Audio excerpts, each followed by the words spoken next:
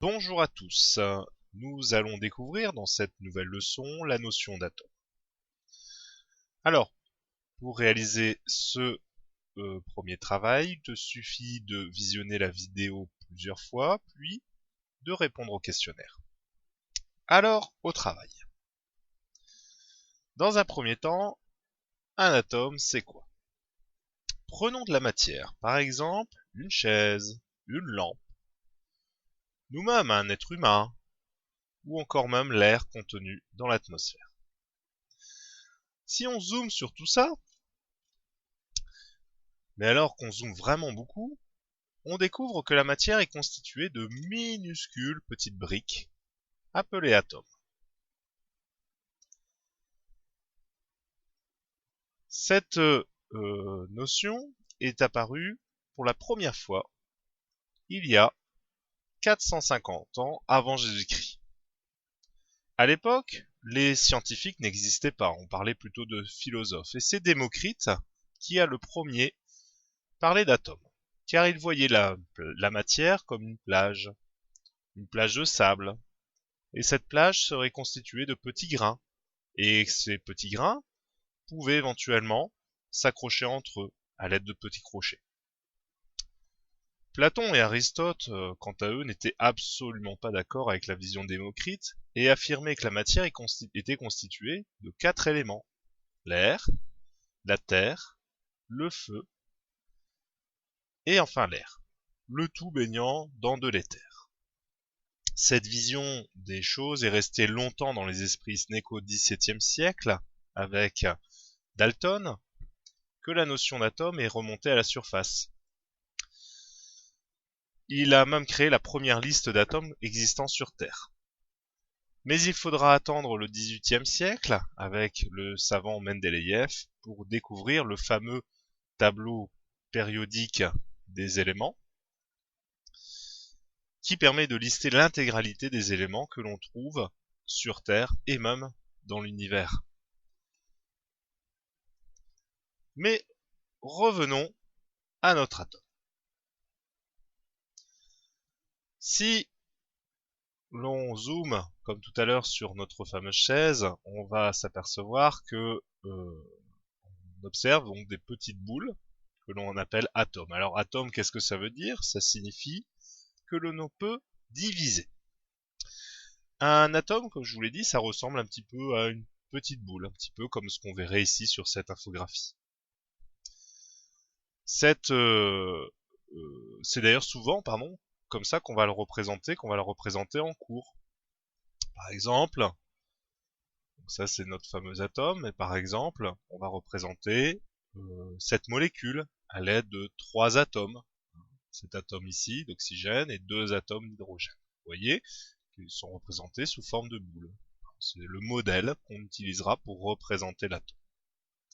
Ces boules sont vraiment très petites, car leur diamètre est de 0,00000000001 mètre, soit 1 milliardième de mètre, ou si tu préfères, 1 dixième, donc 2 millionièmes de millimètre. C'est extrêmement petit. Même les microscopes ne peuvent le voir, tellement c'est petit. Seul un type de microscope, les microscopes à effet tunnel, peuvent les observer. C'est d'ailleurs grâce à ce type de microscope qu'on a pu observer la matière comme tu la vois sur cette image.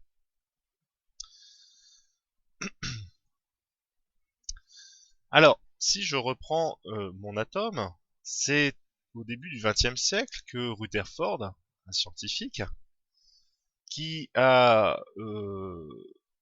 découvre que l'atome n'est pas juste une boule de 10 puissance moins 10 mètres, hein, souviens-toi, mais mon nombre à virgule qu'on va représenter, enfin qu'on va noter de la manière suivante, 10 puissance moins 10 mètres. Et qu'au centre de cette fameuse boule, on en trouve encore une plus petite. Cette petite boule, Rutherford lui donne le nom de noyau atomique. Ce noyau est vraiment tout petit puisqu'il mesure seulement 10 puissance moins 15 mètres. Sur ce dessin, évidemment, il est évidemment beaucoup plus gros que dans la réalité. Et son échelle par rapport à l'atome n'est absolument pas respectée. Dans la réalité, si l'atome contenait, dans la réalité, si l'atome était grand comme un terrain de foot, alors le noyau serait au milieu.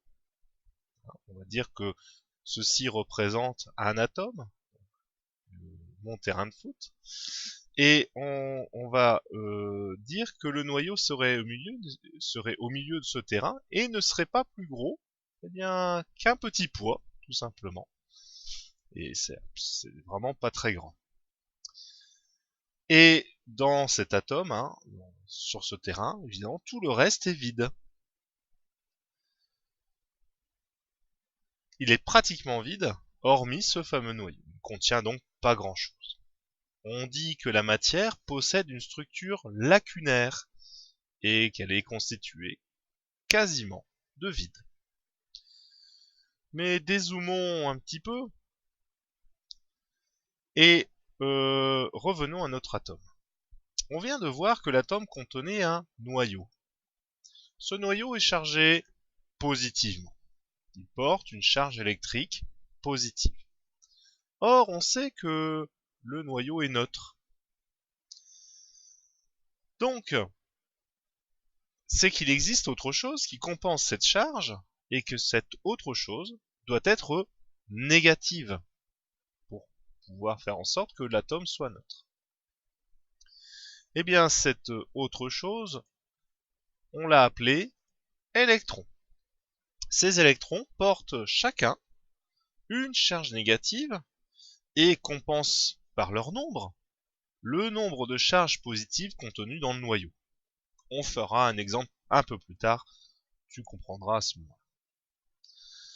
Alors si je fais le bilan, on s'aperçoit que le noyau possède une masse très petite, 10 puissance moins 27 kg, et que les électrons, quant à eux, sont à peu près 1000 fois plus légers. On considérera que toute la masse de l'atome sera concentrée dans le noyau. On voit aisément que le noyau est nettement plus lourd, même si sa masse est évidemment très petite, mais nettement plus lourd qu'un électron. Donc on considérera que toute la masse sera concentrée dans le noyau. Donc la masse de l'atome, on estimera que c'est la masse de notre noyau. Quant aux charges électriques, le noyau contient exclusivement des charges positives, mais qui seront compensées par la charge négative de chaque électron, car l'atome, souviens-toi, est électriquement neutre.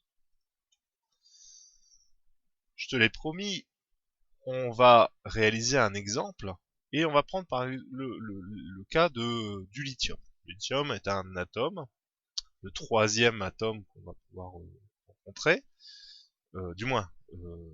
cet atome, oui, troisième atome qu'on va pouvoir rencontrer, dans la classification périodique. Cet atome de lithium est constitué, tu le sais, d'un noyau positif. Et cet atome, je viens de le dire, contient 3 électrons, chacun porteur d'une charge négative. Ce qui signifie que pour chaque charge négative dans l'électron, il y aura une charge positive dans le noyau. Si je veux évidemment représenter le cas du lithium, je vais représenter un deuxième électron, lui-même étant négatif, donc forcément j'ai une charge positive pour compenser la charge négative de l'électron. Et enfin mon troisième électron qui apparaît avec toujours une charge négative et donc une charge positive dans le noyau. Si je fais le bilan des charges sur cet atome, je m'aperçois bien que j'ai 3 charges positives dans le noyau et 3 charges négatives sur mes électrons. L'ensemble est égal à 0. On dit dans ce cas que l'atome est neutre. Voilà, vous savez tout sur l'atome, alors maintenant, à toi de jouer.